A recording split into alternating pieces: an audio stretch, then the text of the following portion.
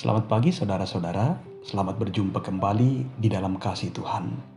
Mari dalam sikap yang rendah hati, kita berdoa untuk mendengarkan firman-Nya. Oh Tuhan, sentuhlah hati dan pikiran kami, sehingga kami sungguh-sungguh terbuka di hadapan hadirat Tuhan, untuk mendengarkan dan mengalami kebenaran-kebenaran-Mu yang akan Engkau sampaikan melalui firman-Mu. Tolong kami Tuhan, kami dimampukan memahaminya, dan oleh pertolongan Roh Kudus, ditolong di dalam melakukannya. Dalam nama Tuhan Yesus kami berdoa. Amin. 1 Timotius pasal 1 ayat 16. Tetapi justru karena itu aku dikasihani, agar dalam diriku ini, sebagai orang yang paling berdosa, Yesus Kristus menunjukkan seluruh kesabarannya. Demikian firman-Nya. Saudara, renungan pagi edisi 28 April 2021, kesabaran Tuhan.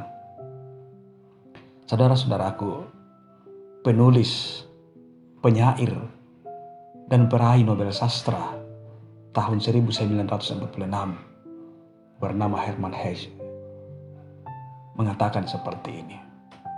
Menulis itu baik, berpikir lebih baik, kebijaksanaan itu baik, namun sabar lebih baik.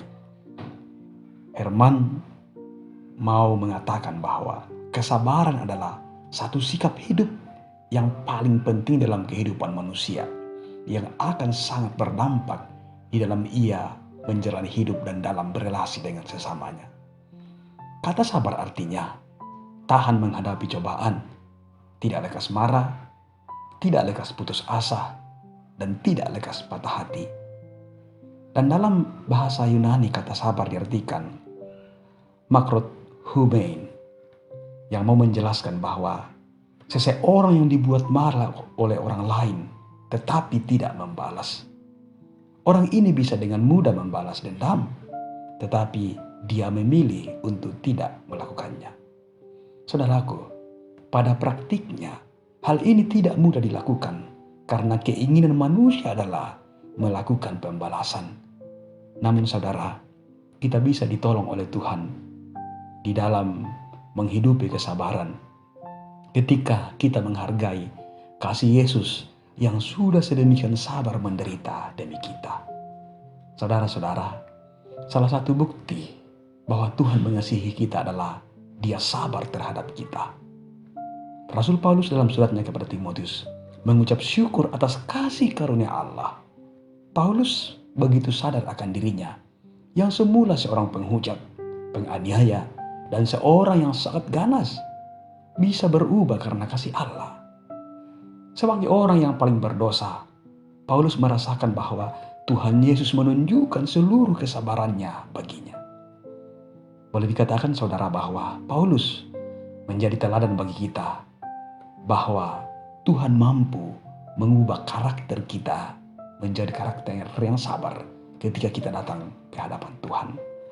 Saudara-saudaraku, saat kita menaati firman Tuhan dengan berusaha sabar, tidak ada hal yang tidak mungkin untuk diubahkan. Kalau kita saat ini menemukan atau berhadapan dengan orang yang begitu buruk tabiatnya, menganiaya hidup kita, menolak kita, atau ucapan dan perbuatannya sangat menyakitkan, kita bisa belajar bagaimana Rasul Paulus diubahkan oleh Tuhan. Rasul Paulus bisa berubah karena Yesus menunjukkan seluruh kesabarannya kepadanya.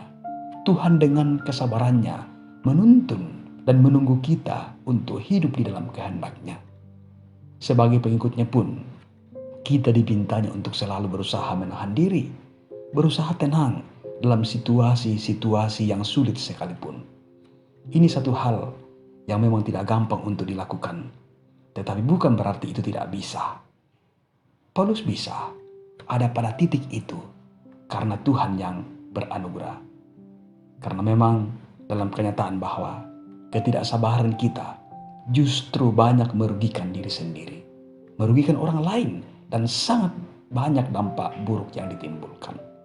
Saudara-saudara, ada ungkapan bijak mengatakan, semua keberhasilan terbaik Anda datang setelah kekecewaan besar yang Anda hadapi dengan sabar.